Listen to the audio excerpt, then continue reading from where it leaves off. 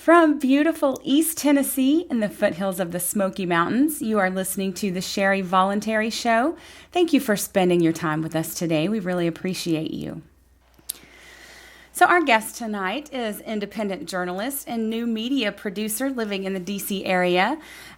You have probably seen him all over the place. He's everywhere. He is also a documentarian for the Nick Freitas story. I'm not sure if I said that right. Freitas. And he also teamed up last year with Johnny Rocket Adams to perform and adapt the radio drama, the Liberty Force comic book, which is pretty exciting stuff there. Interesting things going on. But his newest endeavor is now adding author to the list of his accomplishments, and he has on June 23rd, he will be coming out with his first book, Stay Away from Libertarians. So Mr. Remso W Martinez, welcome to the Sherry Voluntary Show. Sherry, thanks for having me on. It's great to be here. It's good to have you. Stay away from the libertarians. Each time I tell someone that's the title of my book, I either get, oh, that's funny, or, a wave, but with one finger instead of five. So yeah, I know. My producer thought at first you were actually saying to stay away from libertarians. I'm like, no, that's not what he's saying. not quite. That's the reaction I love to get. It took me about 6 months just to come up with the title. So I was working on the book before I even had a working title. It probably went through like a dozen different, manuscript names for a while, but that was a common phrase that kept coming up throughout the book. And I said, what would really screw with someone's mind if I were to say this? It would definitely get someone to at least pick up the book and, read the cover at least. Right. And, it's definitely caused a little bit of controversy, but, it seems to be the way that things typically work for me. So it's home sweet home to a large degree. But yeah, it's definitely one of those things where it was like, it's not, I don't want to put, new libertarian manifesto in it. I don't want to put, another beginners for libertarian type of thing. There's just so many different amazing books out there. And what I'm trying to build a book as is not the best libertarian book ever written, but the funniest ever written. Yeah. And I think you would agree, maybe I achieved that, If we're going to lower our standards from like Detroit to Las Vegas, hopefully it's somewhere in like the middle, like a nice Philadelphia. Right. See how it works. Right. Yeah, it was. It is really funny. I've been impressed actually with how funny it was. I was sitting here reading it and just kind of cracking up to myself several times. So I really, really have enjoyed it so far. And it seems to be more of, it is about libertarianism, but it's sort of your progression from young conservative Republican child in a conservative household to libertarian, understanding what that means, and then beyond in your career as a podcaster and a public figure up to this point. So I really thought that it gave a good balance of libertarian sort of philosophy and also just a person coming to terms with the world around them and how we kind of have this like caterpillar to butterfly type transformation that happens to many people as they get older and start to really kind of question the way they were raised and not necessarily discard it all, but just kind of refine it and fine tune it, hopefully. So yeah, I'd like to consider myself a political Forrest Gump. It's definitely quite strange, and I found myself in many many strange but also many important moments and opportunities in my life. And the crazy thing about the book is I wasn't writing it as a way to redefine libertarianism. I didn't write it as a way to convert people. The whole purpose of it was to have a seat at the table. When you look at the cover of the book, it's a giant monster shooting lasers from his eyes with a T-shirt that says "Taxation is theft," and he's running past a sign in a graveyard that says Aleppo. So that's honestly, that's a stereotype that you get for a lot of libertarians. For men, we're all a bunch of crack addicts with, Bitcoin wallets out the wazoo, and, we're raging against the state and smoking pot, and we've got neck beards. And, for women, they just look like dudes and they probably still have neck beards. So I've really tried to discard that stereotype that, you're not dealing with a monster. You're not dealing with somebody that's, this super fringe person that's going out and writing the next Unabomber manifesto or something. These libertarians, these radical, dangerous libertarians, they're your neighbors, they're your friends, they're your church congregation, they're your peers, they're your kids sometimes, because neither of my parents are libertarians. Right. They still love me. In fact, they got my parents to vote for Robert Sarvis, the Libertarian candidate for U.S. Senate in Virginia in 2014. That's the only time my parents ever voted Libertarian. My mom also voted Libertarian in 2013 for Rob Sarvis, but that was about it. That's as far as they ever went with Libertarians. But it's this idea that there's more to it, and there are more people that have this belief. This concept that, we don't have to hurt people, we don't have to take their stuff, but more importantly, we don't have to use the government as a violent pimp to make sure anything actually goes out of hand.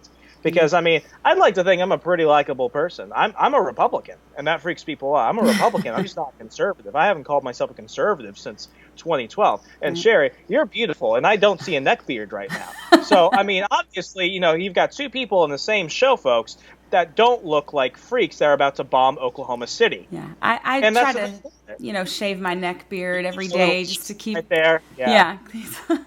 I guess that's part of what, a lot of people have this idea that we're edgelords and fedora wearers, which I do happen to love my fedora, but, that we live in our parents' basement and we never really get out and do anything. We're all pale from not being in the sun. These kind of misconceptions about who libertarians are, or that we're libertines. We're all running around doing crazy, hanging from the chandelier type stuff. And it's just really not true. There's some of that, I'm sure. We have a wide variety of people that are philosophically libertarian. Do you think that's why it's so difficult for the mainstream political, anybody involved in politics and the parties, it finds it hard to understand us, is because it doesn't seem cohesive in the way that they would seem to be cohesive? We're, as a society, we're not taught to think this way. When you look at, the left-right spectrum, and I discuss this in a chapter of the book, I pulled a Justin Amash. I Googled my ideas. I start seeing like a Mises and a Hayek, and I'm like, who are all these dead Australian guys? I think I forgot that Australia was a country. And I was like, who are these guys? And, you're taught that, when you're on the right, you want economic freedom, but you're a social fascist. And if you go far, far to the right, you're a Nazi. But if you go to the left, you're socially tolerant and you're a social liberal, but you're basically, more to the left of Marx, and you go far, far, far, and now you're, in a gulag. So it seemed like everything was supposed to tell you to give or take something that you want. And for me, the idea was, well, why do I have to give away something to get something back? It just seems kind of like a bullshit situation. And both ends lead to some form of authoritarian statism. So it really kind of freaks me out, because here I am, I'm in high school figuring this out, and I'm like, damn, this is freaking me out. And I say this in like an AP US government class, and everyone's just like, he needs to be re-educated or something. Like it turns into like 1984 Brave New World in like the flip of a dime. People love their government more than they think. And it just gets very difficult to talk to people, because what you're doing is you're giving them a completely different worldview. Yeah. I had a philosophy professor in college. What he did was he drew two circles. You had a small circle, on top of it you had a big circle, and a line connecting the circles. Kind of like atoms, and you had to make the little styrofoam atoms in like first grade and stuff. And he said, this two-circle diagram, you understand this and you understand all of history. The bottom circle is the world and what you see, and the big circle above it is where you see yourself in the universe. And when you apply it to your regular state as the two-circle diagram, what you have is a person that lives and breathes by basically the whim of the government. You can't change anything. You can't do anything. Everything is being dictated for you. You just have certain degrees of passing phases of freedom, and ultimately the state is the state. Don't question it, because you're here, it's there. It's very, very terrifying, and that's what we raise people to believe. It's that, but it's also the stereotypes to a degree. I was a security guard for a while at this giant outdoor mall, and I remember there's this restaurant. I hate it to death. Absolutely hate it. It's called Uncle Julio's. And on the outside of Uncle Julio's, you have this ugly MFer Mexican guy with a sombrero, and he looks like he's, mariachi play or something. Sure. And he just like, honestly, it's like the Mexican version of Uncle Ben from the Rice Box. It's just really screwed up. He's got giant nose and teeth coming out. And I'm just like, is that what people think that Latinos look like? Right. First off, Latino is a made up term. It was made up by progressives. There's no such thing as a Latino. You've Right. got the Portuguese and the Spaniards and every other type of person. But first of all, I used to pass by Uncle Julio's every day, and I'm like, damn, I want to burn that restaurant down. That is racist, and I'm far from a social justice warrior. But it used to, as I was writing the book, I was still working there, and I was just like, you know what? Libertarians are kind of like Uncle Julio. People will only see that. And it's just those two things. It's a clash of worldview, and then it's also a clash of culture. I think the culture is the product of the worldview. That's how it usually goes. But, we don't help ourselves sometimes when we've got strippers at conventions. We don't help ourselves sometimes when we're the guys that bully everyone else on Facebook. I mean, it's just really, really sad. I mean, I went to, I'm one of the, and, this is meant to insult people, but I think I was one of the few active libertarians in the country that actually go to libertarian meetings. And I know I'm going to get a hate tweet. Like, I go to my meetings all the time. Well, congrats. You're probably the only one in Alaska. But, I used to go to some of these, and you got some really awesome people that show up, really good-intentioned people. And then you got some people where it's just like, dude, have you showered, like, this decade? Like, what the hell? You smell. And that's a very, like, people are like, oh, well, you just have to accept me the way I am. It's like, no, I don't. I don't have to be here. There are some norms. There are some societal norms, and that's another thing. It's like, libertarians, their stereotype is that they don't want to,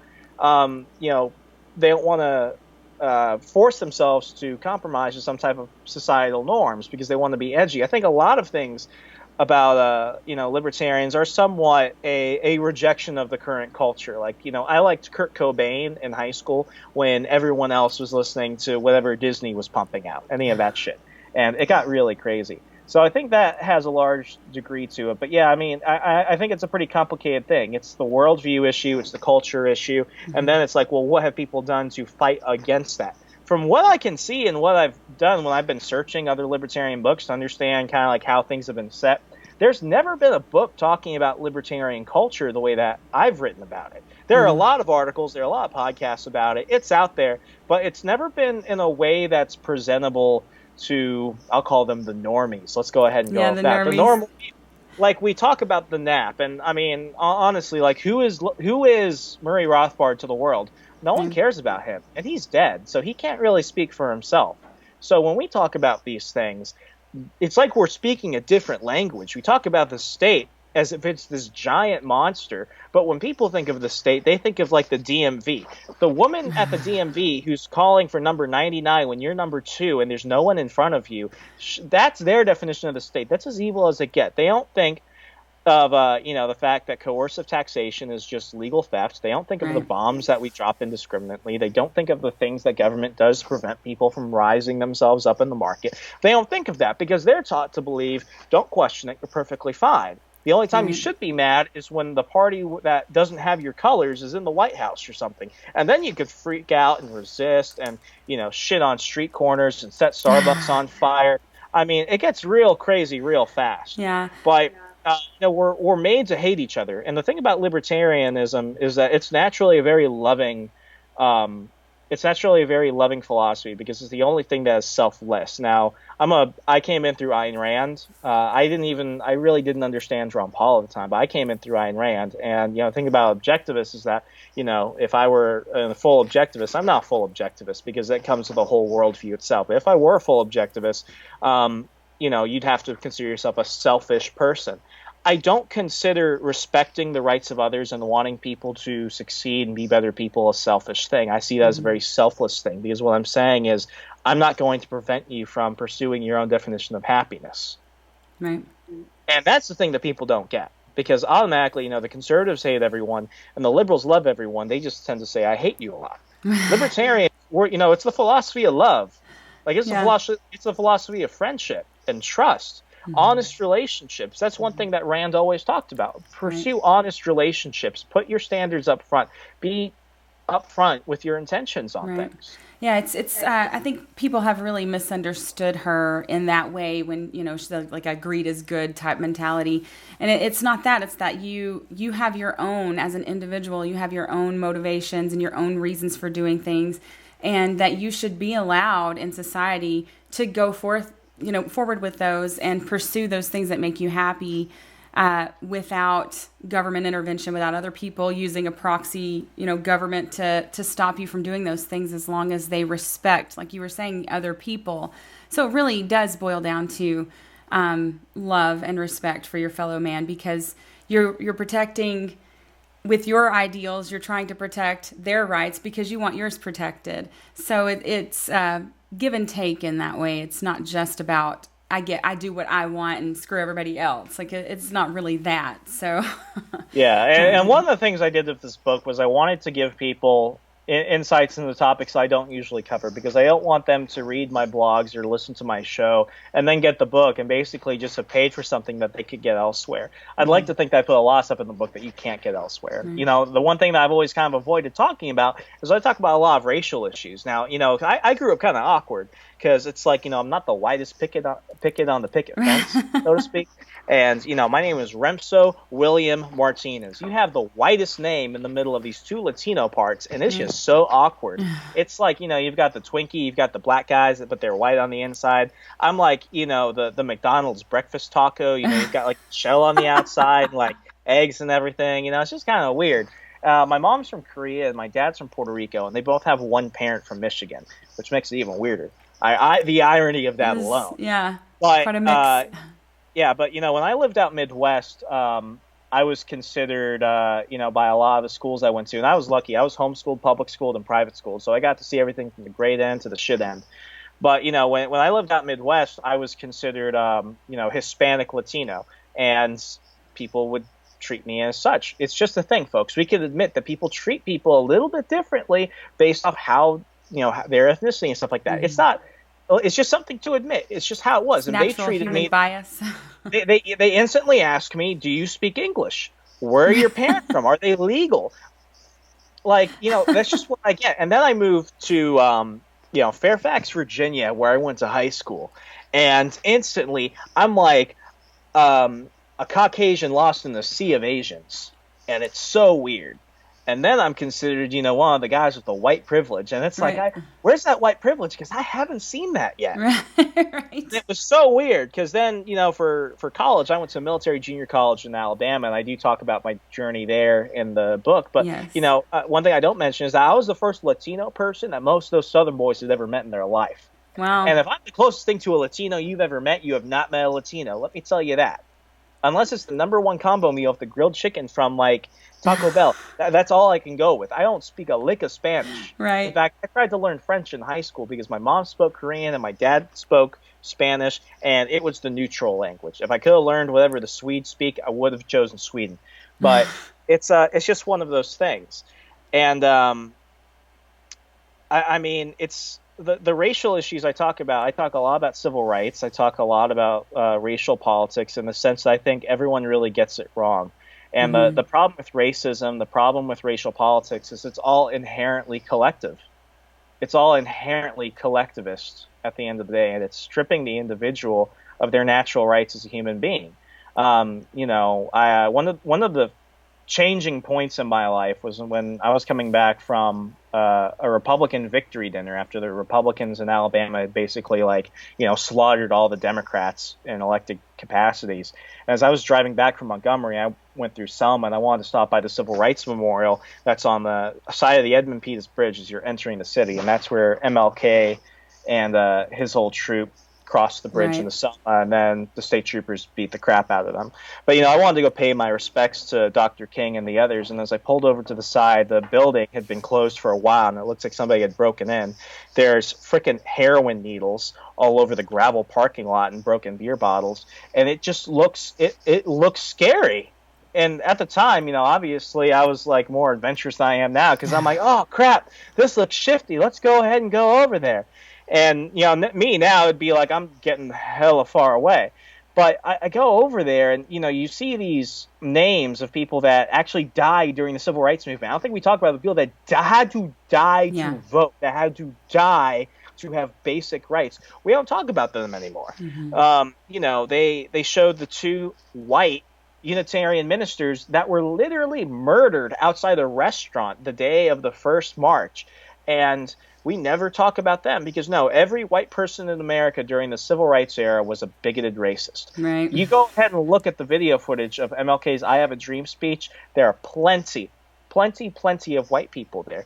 George Romney, Mitt Romney's father, was a giant civil rights advocate within the Republican Party. And let's give credit where credit is due. Bernie Sanders was a white Jewish liberal that was advancing civil rights. Right.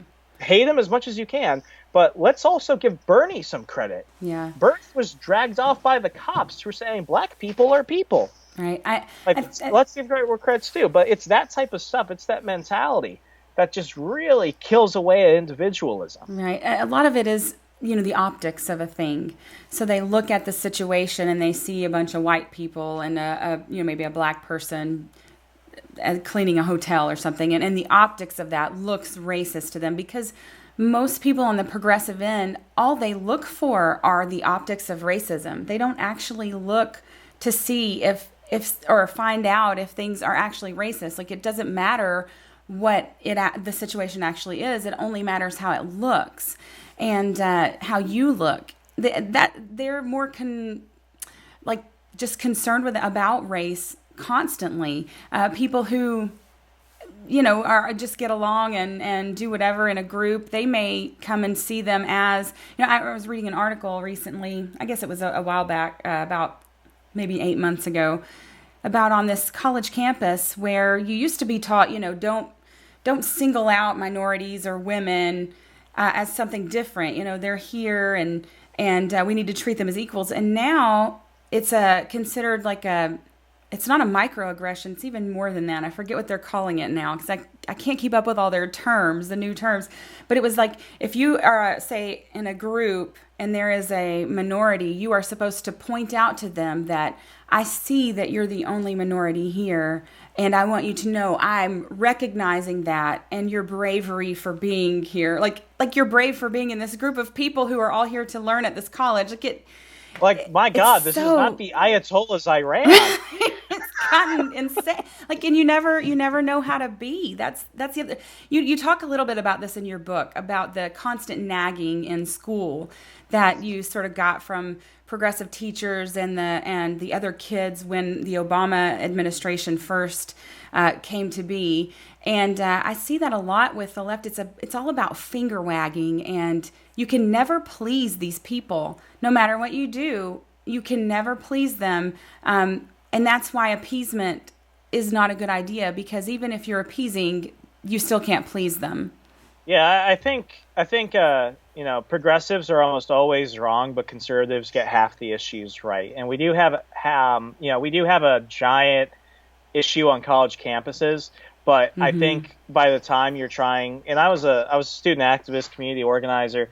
I've debated people on this issue.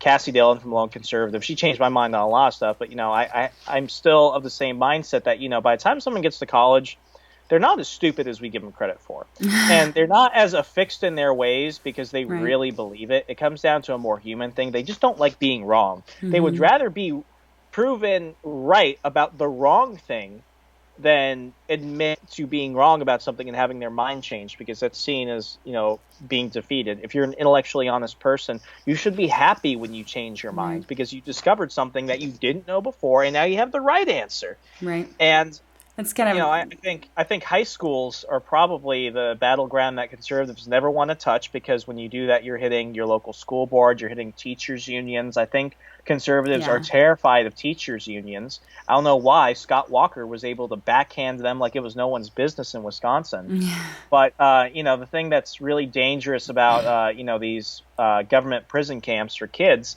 is the fact that you got to hang out there for 7 to 8 hours a day, 5 days a week, 10 to 11 months out of the year.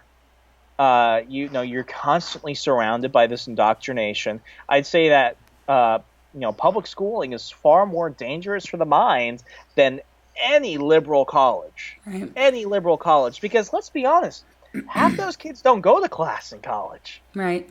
And I So think you can say the teachers are doing all that much. right. People often, when you attack the public schooling system and the way it's implemented and the values that they really are trying to instill in children, they get the wrong idea that you're somehow attacking, teachers, and teachers have been really romanticized in our society as, people who can do no wrong in a lot of ways. And I admire a teacher's heart to teach children. That's not an easy thing to do. But the problem is the system. The system has been set up in a certain way, and then you have teachers' unions that are definitely on the left, and they have these ideas that they really are pushing, even if it's subtle. And in some cases, it's not. In a lot of the cases that you talked about from your own experience, were not subtle. It reminded me of John Taylor Gatto, and he's just done brilliant work. And one of the things that he talks about is that public schools actually prevent learning and accelerated education rather than encourage it, and that it's not their true goal. He said that whatever an education is, it should make you a unique individual, not a conformist. It should furnish you with an original spirit with which to tackle the big challenges. It should allow you to find values which will be your roadmap through life. And so he also said sorry, I cut off my little quote there, but it said that it's set up to instill perpetual conformity. And I think that's what happens with a lot of people on college campuses and in school, is that there are so many directions. They're professors and the other kids and everyone coming at them with a certain ideology, and you really want to fit in. And it's just human nature to want to be liked and fit in.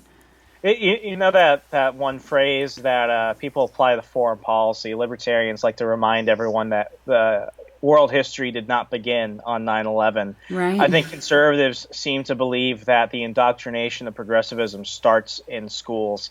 But, that's not the timeline. The timeline isn't your childhood and then you become a Marxist. Right. And now you're on the streets setting places on fire, advocating for $15 minimum wage. No, it's scarier. It's almost worse than that, because what you have is 12 years of progressive indoctrination. And I forgot who said this specifically, but to paraphrase, public schooling is not about education. It's not about education at all. They educate you to justify it, but it's really about obedience training, obedience to authority. Is all authority meant to, just be blindly trusted? I know a lot of teachers that were messing around doing bad stuff that ended up getting arrested for one thing or another. Oh, the teacher did cocaine. The teacher slept with the student. It was really weird. We might get a Comedy Central sitcom out of it one day. They teach you that. Never question authority. The collective is greater than the individual. Social justice is a thing. Right. Morality is relative. Moral relativism. I was experiencing that in high school in, both history and civics and English literature. English lit is, I think, one of the most dangerous courses ever. And people don't ever talk about that. I think English lit is one of the most dangerous courses ever. We need to go back to rhetoric and debate and stuff like that. English lit is inherently a progressive course. So is social studies. History and social studies are two different things. Right, social studies teaches a worldview. It's inherently progressive. It's a dangerous course. But, you have these kids, they're 8 hours a day, 5 days a week, 10 to 11 months out of the year for 12 years of their life. So here you have someone that's already fully indoctrinated. Right. You're lucky if they grew up in, I'll say, a conservative household.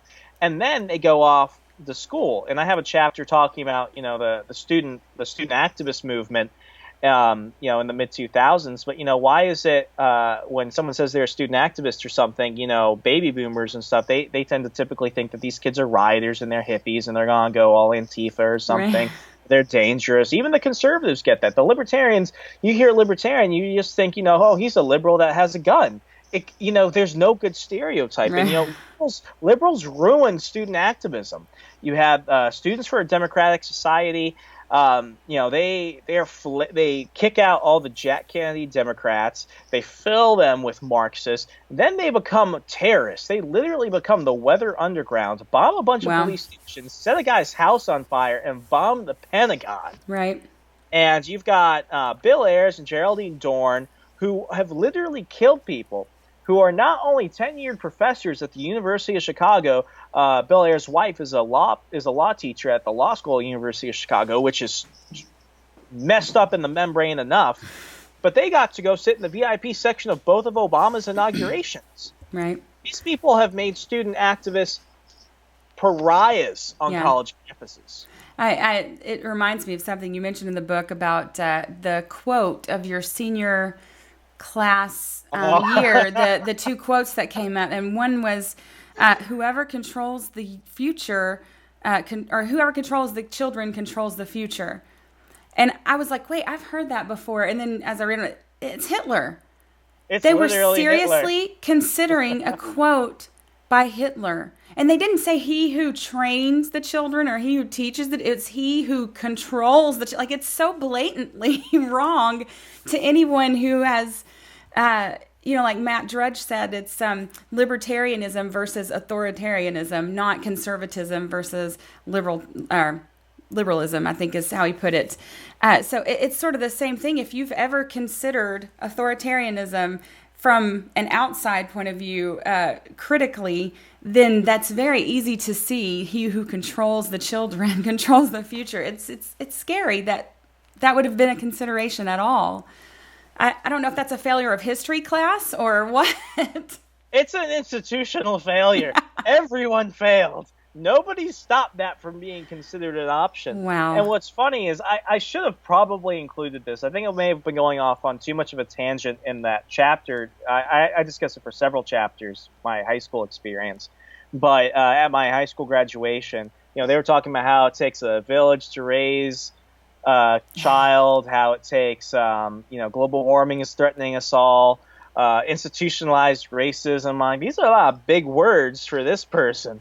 And, it was just like full on progressivism. And I complained so much about, my high school days, not only because high school sucked, but because, people talk about like Trump derangement syndrome. Liberals went batshit when Obama was elected. Mm-hmm. And all that did was that told a lot of these real social justice teachers that it was okay to come out. And now because your sense of morality is right, you have a moral obligation to go ahead and push it on the students. And liberals only care about morality when it's their morality. Right. Which is skewed, relative, and, constantly fluid. It's like gender fluid. It's morally fluid. Yeah. It's where so many of these problems are sprouting from. And then we wonder why kids are eating Tide Pods and snorting condoms. Maybe if they used the Tide Pods for laundry, they wouldn't smell. And if they used the condoms, they wouldn't have a bunch of kids to run around and that'd be little Marxists. Yeah. I mean, gosh. I think, and this is what I see a lot from conservatives and libertarians, is that we will give the moral high ground to them and just give it away. And as if they somehow are right in their assumptions about us. That, well, this may be true, but, it's sometimes I think the way we approach things is we try and appease too much. Like I said, we appease them. And like you told a story about the guy that was a jerk in your debate, or not debate club, the conservative club that you started in high school. And he ended up winning the presidency of that over you. And what he had basically said was, we've got to meet progressives in the middle. We got to meet liberals in the middle, I guess he said. And so he was also the secretary of the Young Democrats, which just completely blew my mind. I lost by like 3 votes, and there were a lot of people at that thing. There were like 60, 70 people. It was a giant crowd, and I lost by a couple because people would rather, they treat it like football. They treat it like a sport. It's just the red team or the blue team. You just need to win. When you do that, politics is relative. I mean, it's very scary. We live in the age of power politics where the politics of personal destruction really run people's lives. And people don't care what the results are. You just have to win. When did winning matter when you lose on everything you wanted? Yeah. I said that to people when it came to the Bill Weld situation. It's like, is this what you really want? Like, come on, eat a Tide Pod. Jesus. If you think this is a good idea, I've got a thing of Ajax we can go snort in the corner. Right. Like, I've got a bag of chalk you can snort. But like, oh my gosh, it's just bad. And it's so embarrassing sometimes. I think one inherent reason, I try to take everything down to like the super stupid level so I can understand it. But I think people just don't want to get yelled at. Yeah. I was on another show where somebody was like, "What do you think of progressivism?" And I'm like, "Well, I think it's like Ebola for the soul." And you might have thought that I just punched his mother in the throat. And he was like, "Justify yourself." I'm like, "I already did." It literally divides people by every minute detail of their being. It makes up stuff like income inequality is bad. It's like, really, do you want a society full of poor people? Because that's the only time you find 100% equality. Right. It says that, and I get a lot of shit from libertarians because I'm pro-life. I don't think I think it's messed up that they'd rather save a criminal, but they're okay with killing a child.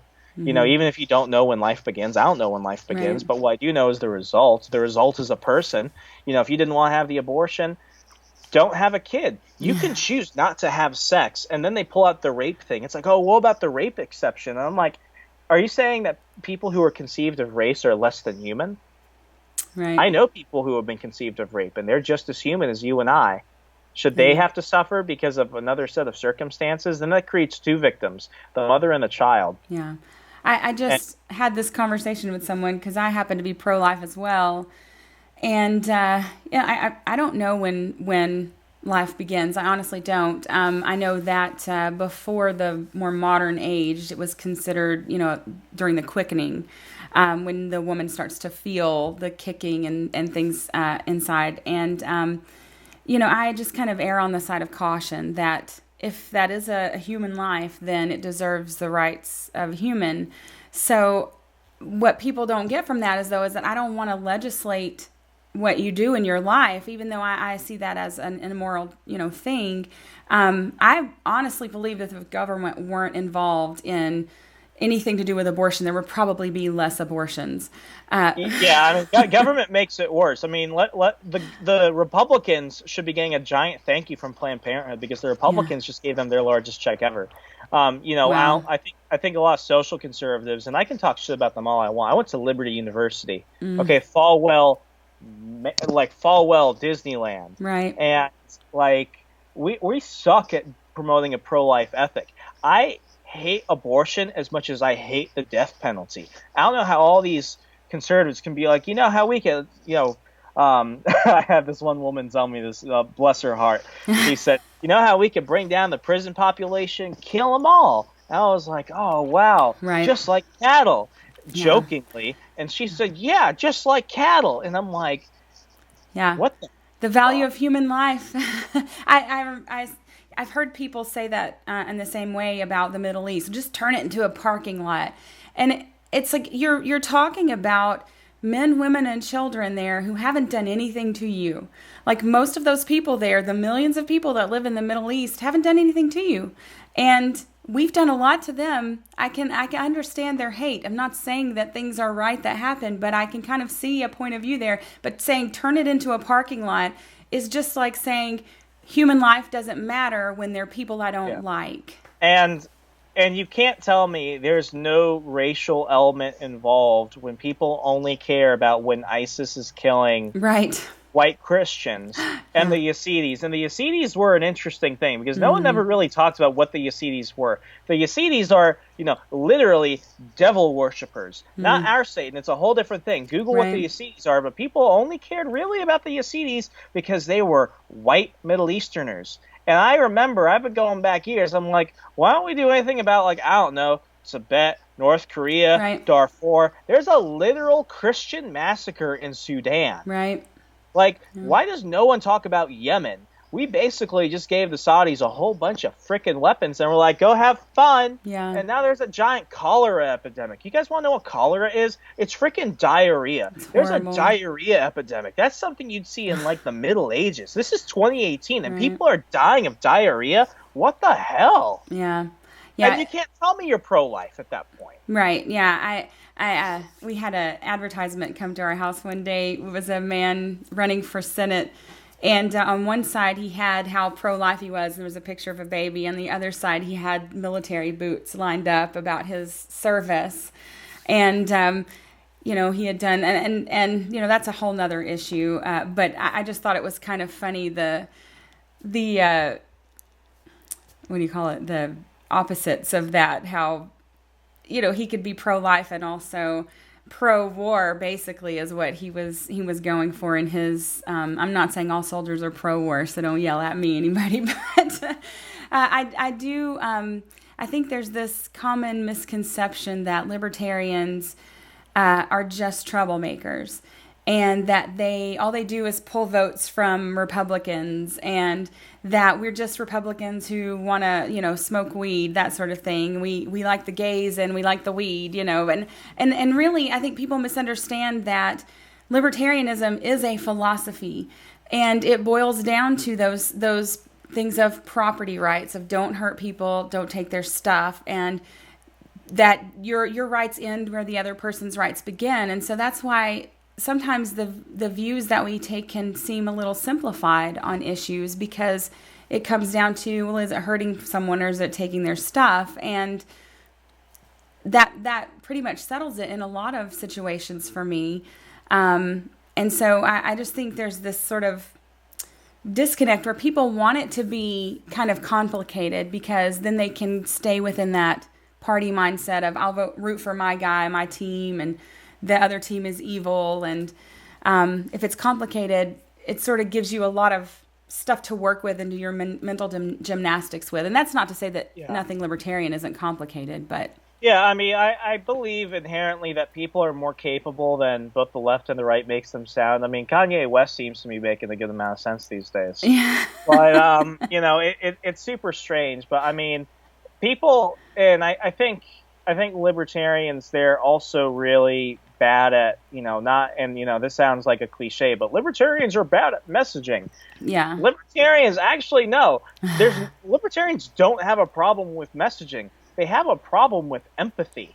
They have a problem with understanding that the other person you're dealing with isn't stupid because they haven't read Man, Economy, and State. You just don't know what the hell you're talking about because it's never been applied and it's never been spoken to them that way.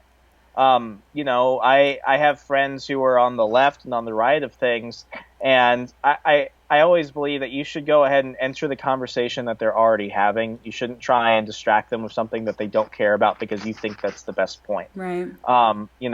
I never called myself pro-gay marriage. I never called myself pro-traditional marriage. I'm actually anti-marriage because I don't believe that the state should sanction it in that sense. I believe that, everyone has their own version of marriage. I was calling for the abolition of marriage and the privatization of it going back years before it happened. Yeah. I was like, it just doesn't really make sense because, why is it the gays could get married, but, polygamists can't? Oh, that's too much. That's wrong. I'm like, really? Isn't that what certain people were saying about the gays 20 minutes ago? Yeah. Alabama, God bless Alabama, they did not legalize interracial marriage till the 90s. Yeah. Till the 90s.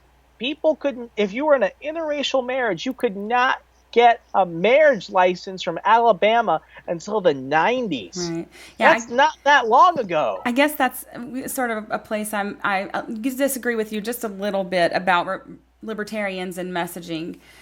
Because, and this may be a more recent occurrence where, I've seen people say, and it may be on an individual basis or in my area, but say to people, well, libertarians are for gay rights, to talking to people on the left. And I think that's the wrong approach. I think you teach them right then, we're for individual rights, and individual rights protect people. So it doesn't matter whether I am for gay rights or not. It doesn't matter whether I'm for, smoking weed or not, or legalizing drugs. What matters is that your rights are protected as an individual to do things that I may see as harmful, but you don't. Um, I think that's the messaging problem that we actually do have. If you're putting it in that way, then I totally agree with you, because the biggest thing people think of when they think of messaging is when Arvin Vora goes around and says that all soldiers are just, hitmen, or that all teachers are, enemy agents or something, or that, it's okay to go shoot up a school board and tweet out messages from the Church of Satan. Like, they think of the super literal stuff. Like, if you want to talk about, like, taxation and stuff, like, we think that's funny, but a lot of people are like, but that pays for my Social Security. Right. And then that opens up a whole other can of what the hell? Yeah. But it comes down to a fundamental issue, and it's kind of like what I mentioned earlier. It's the worldview that affects the culture, and the culture influences the politics. Absolutely. I think it's a lack of understanding the people you're talking to that affects everything else. Because of course we have a messaging problem, but the messaging problem is an after effect. It's like using certain words. Like I do professional copywriting, so you have to write and talk a certain way to talk to a specific audience. Sure. I will not talk to a crowd that is part of the AARP mafia the same way that I would talk to a bunch of college kids. Right. The framing of your argument, basically. Yeah. And if you're familiar with Jonathan Haidt and his book, The Righteous Mind, Why Good People Disagree on Religion and Politics, that's one of my very favorite books of all time. He wrote that, but in a talk he gave to a group of libertarians, he says to them, look, you guys are different. You're not like other people. And most people would feel lost in a libertarian society if you just threw them into it. And that's what I think we sometimes forget, because, I used to be a neocon, and I've made a whole journey. There's a spectrum, a place where people start, and you're just trying to get them to that end, and you can't teach people, basically. You have to bring them along from, like you said, where they are and sort of help them along the path. But just yelling taxation is theft at them is not going to convince them, and it's not really going to make them like what you're saying anymore. So it's okay to meet people where they are. If they're constitutionalists, talk to them about the Constitution.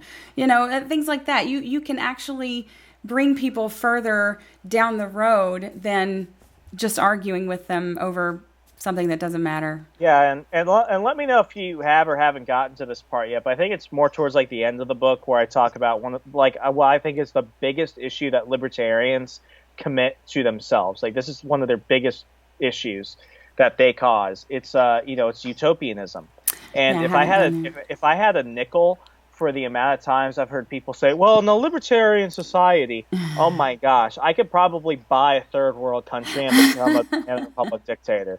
When you get to that part, send me a message and let me know what you think about that. But to kind of like skate over the surface, utopianism, this is the problem that we have with the progressives. Well, in real communism, in real socialism, it's like, well, in real libertarianism, it's like you're not going to ever find real libertarianism. And, I don't even think I'd want to even live in that. Yeah. Because what you've just done is you've just changed all of human history and the whole course of reality for everyone in a matter of seconds. I don't even think the people that want a real libertarian society would want it just to happen overnight. And the problem is, even when you get to that libertarian society, it could be either Mad Max's Utopia or Tomorrowland of George Clooney, but you will still find people that love the state.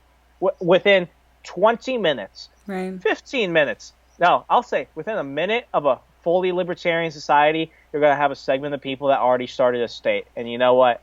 30 minutes after that, they've already started taxing people.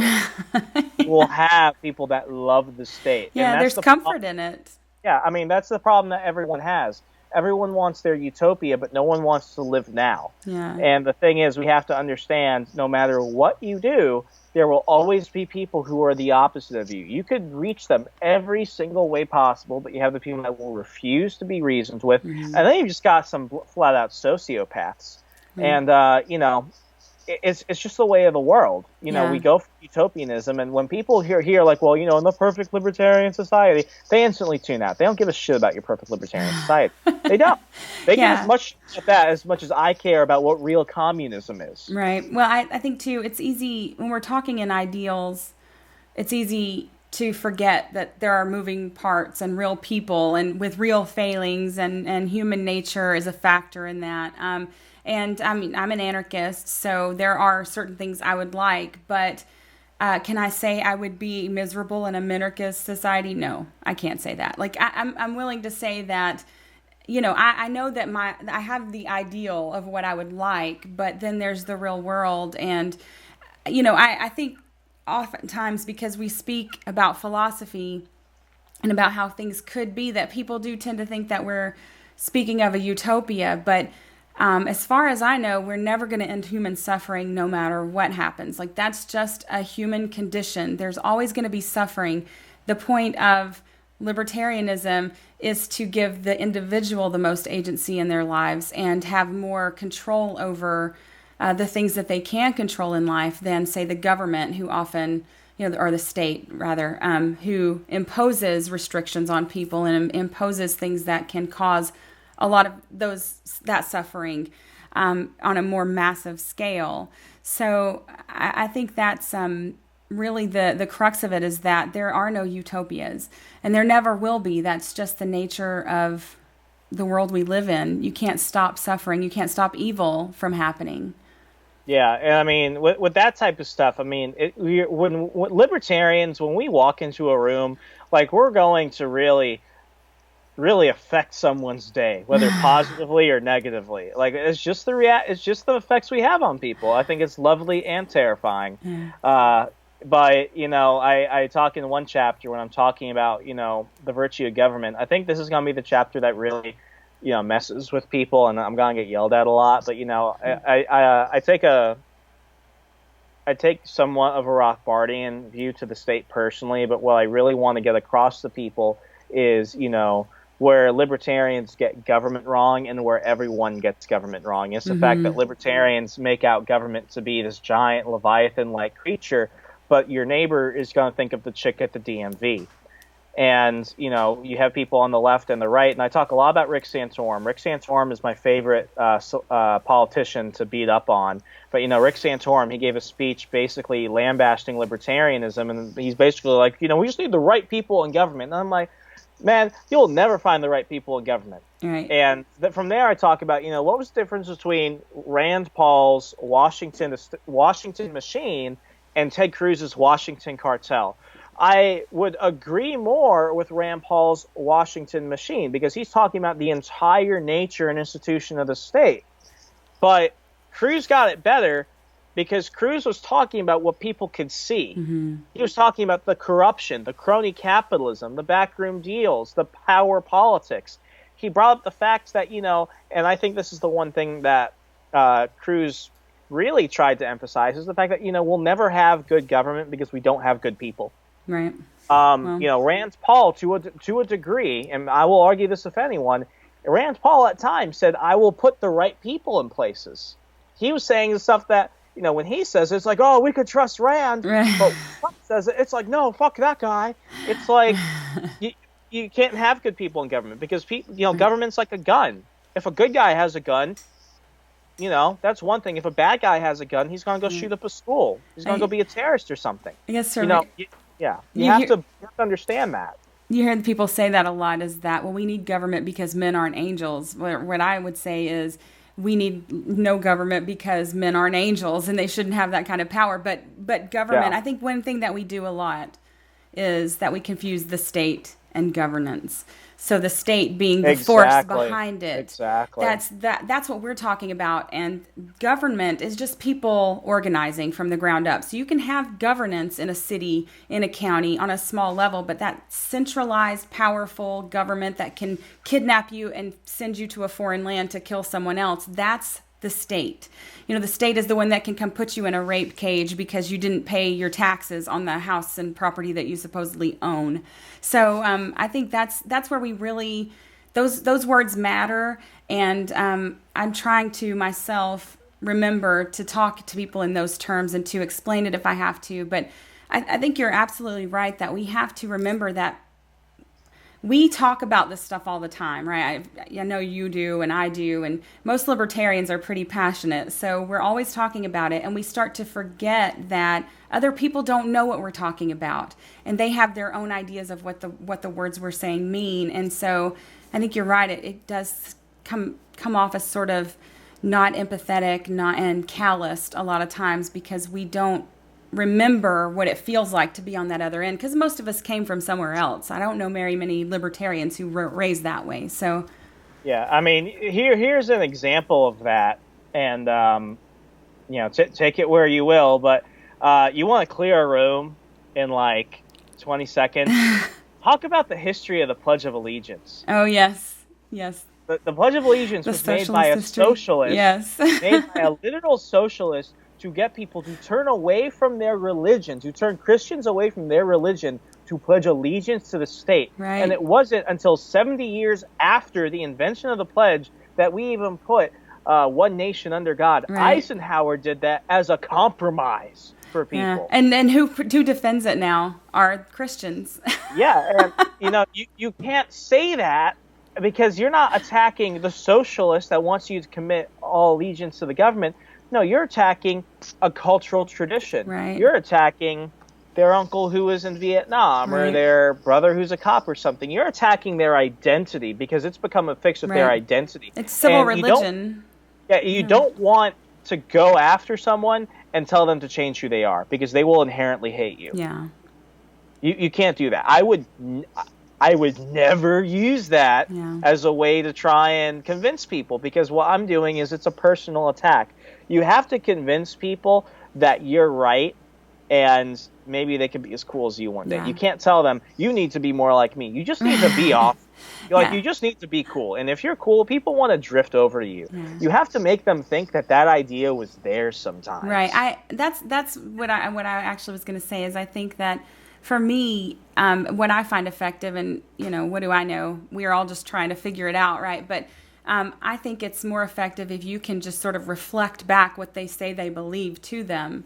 So, when they say they're pro-life, but they love the death penalty or something, you can reflect that back to them, what their morality is actually saying. When they say, well, kill them all, what about the golden rule? What about that Christianity that you say you believe in, or whatever it is?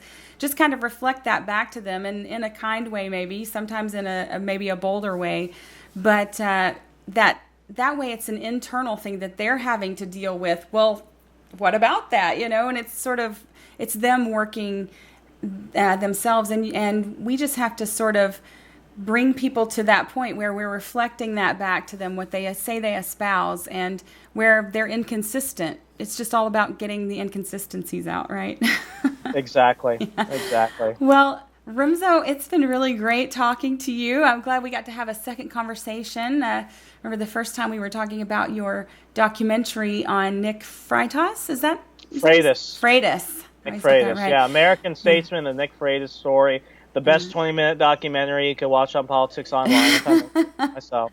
Yeah. Where else can people find you? I know your book is out June 23rd on Amazon, correct? Yep. It'll be available in print and on Kindle e-reader. It'll be available for there on Amazon June 23rd. If you want to catch up with all of the book updates and everything else I'm doing, just go ahead and check out rwmartinez.com. That's rwmartinez.com, and you'll find everything right there. That, and I'm on every social media platform known to man, so I'm pretty easy to find. You're everywhere. You really are. Yeah, well, it was great having you today. Thank you so much for being on the show, and I wish you all the best and success with your new book. It really is great. I enjoyed what I've read so far. I've really, really enjoyed. Thank you. I appreciate that greatly. Thank you so much for having me on again, the kind words. Sure, thanks. Hey guys, if you are looking to spend some quality time with a bunch of fun people, libertarian people, you should join us at Pork Fest from June 19th through the 24th. It's the 15th annual, so you can come and see people like Ben Swan or David Friedman, Eric July, and Backwards will be performing a concert, and Jeffrey Tucker, Scott Horton. There's going to be just a myriad of people to fill your intellectual libertarian desires. It's going to be a fun time. It's also family friendly. They have a lot of activities for everyone. So why don't you join us? That is from June 19th through the 24th. You can get a 10% discount if you use the code SHERRY10, SHERRY10. We'll see you there.